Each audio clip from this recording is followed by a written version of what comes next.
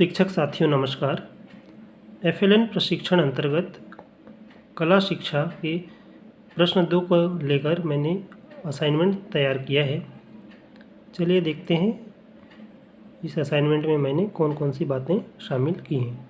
देखिए प्रश्न 2 है हमारा, कला शिक्षा की पाठ्यपुस्तक में दिए गए किसी एक दृश्य कला जैसे मिट्टी के खिलौने या कठपुतली बनाना या कागज़ की कला को करने के लिए आप शून्य लागत वाले स्थानीय संसाधनों का उपयोग किस प्रकार करेंगे। कक्षा तीसरी या चौथी के स्तर के अनुकूल एक ऐसी गतिविधि की चरणबद्ध योजना बनाइए जिसे बच्चे बिना किसी महंगे सामान के आसानी से अपनी कक्षा में कर सकें। तो देखिए इसका उत्तर मैंने लिखा है, कला गतिविधि योजना पुरानी पत्रिकाओं और अखबारों से कोलाज और कठपुतली निर्माण।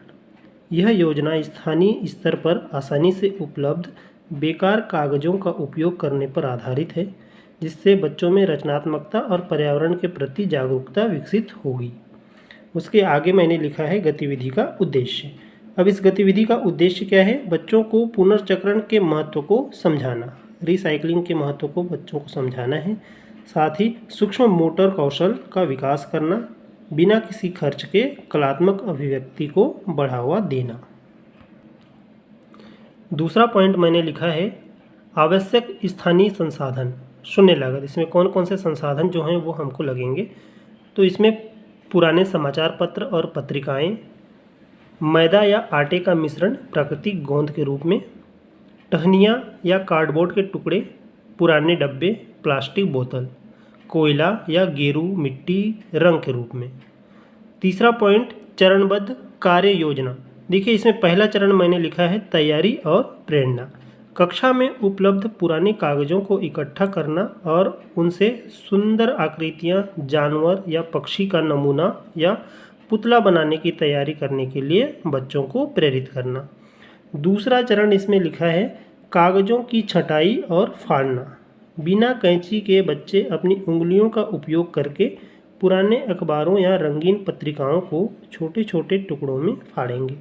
रंगीन पत्रिकाएं होने पर बच्चे उन्हें अलग अलग रंग के अनुसार अलग अलग करेंगे।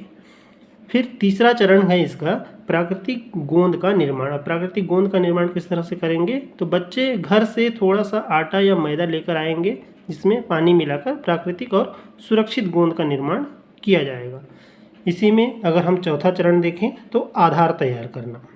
किस तरह से आधार तैयार होगा, पुराने गत्ते या अखबार के एक मोटे हिस्से पर अपनी पसंद की आकृति का रेखांकन कोयले या गेरू मिट्टी से करेंगे।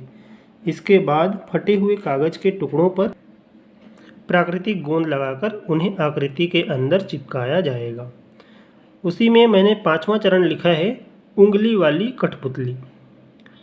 अखबार की एक पट्टी को अपनी उंगली पर लपेटकर गोंद की सहायता से चिपकाएंगे ताकि एक ट्यूब बन जाए। ऊपर की ओर किसी चेहरे की आकृति चिपका देंगे, जिससे कठपुतली का उपयोग छोटी कहानियों में कर पाएंगे। तो इस तरह से चरण दर चरण कला शिक्षा के जो दृश्य कला है उस पर काम होगा। अब कक्षा में प्रबंधन इसको किस तरह से करेंगे, बच्चों को छोटे समूहों में बांटेंगे ताकि संसाधनों को साझा कर उपयोग कर सकें। अब अंत में इसका मूल्यांकन और प्रदर्शन होगा। तो ये किस तरह से होगा, गतिविधि के अंत में सभी बच्चों के कार्यों को कक्षा की दीवार पर प्रदर्शित किया जाएगा, जिससे उनका आत्मविश्वास बढ़ेगा। तो इस तरह से साथियों शून्य लागत से स्थानीय संसाधनों का उपयोग कर कला शिक्षा कराया जाएगा।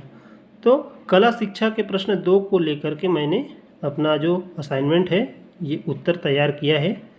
आप भी इन्हीं उत्तरों की सहायता से अपना असाइनमेंट तैयार कर सकते हैं। आशा करता हूँ कि आपको इन उत्तरों से असाइनमेंट बनाने में कुछ सहायता होगी। वीडियो हेल्पफुल लगी हो तो लाइक ज़रूर करें, साथ ही हमारे शिक्षक साथियों तक शेयर ज़रूर करें ताकि वो भी अपना असाइनमेंट बना लें। और असाइनमेंट से संबंधित कोई भी राय या सुझाव होंगे तो आप कमेंट कर सकते हैं। जय हिंद।